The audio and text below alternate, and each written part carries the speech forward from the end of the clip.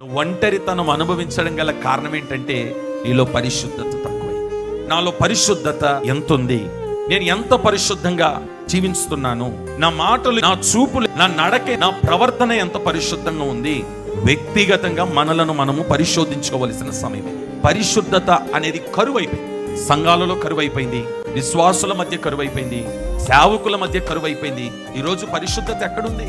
యథార్థత లేకపోవడమే పరిశుద్ధత లేకపోవడం. దేవుడు నీకు అప్పగించిన పరిచర్యలో నీవు నమ్మకంగా ఉండడమే పరిశుద్ధత.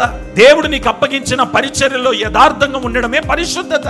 ఏది మిమ్మల్ని అపవిత్ర పరుస్తుందో ఆ గ్రహింపు నీలో లేదా? అంత కూడా జ్ఞానం మనకు లేదా?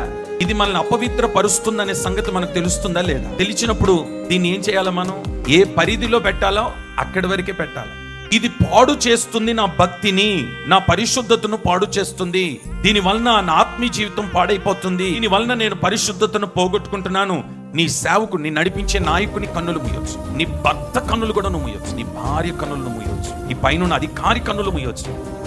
నిన్ను సృష్టించిన సృష్టికర్తను మాత్రం నువ్వు మోసము చేయలేవు. పడుకున్న గదిలో ఉంటాడు ఆయన, నువ్వు అడవిలో ఉంటే నీతో కూడా వస్తాడు. ఎవ్వరు లేని చోటికి వెళ్ళి నువ్వు ఒంటరిగా నిలబడ్డా, ఇక్కడ ఎవ్వరు చూడలేదు అనుకున్న స్థలములో నీ పక్కనొచ్చి నిలబడతాడు. నీ పరిశుద్ధత ఎంత అని లెక్క చూస్తాడు. ఆ సమయంలో నీ పరిశుద్ధత కానీ పర్ఫెక్ట్గా ఉంటే ఆయన అంటాడు, నేను ఒంటరిగా విడిచిపెట్టను కుమారుడా, నీ చెయ్యి నేను పట్టుకుంటాను.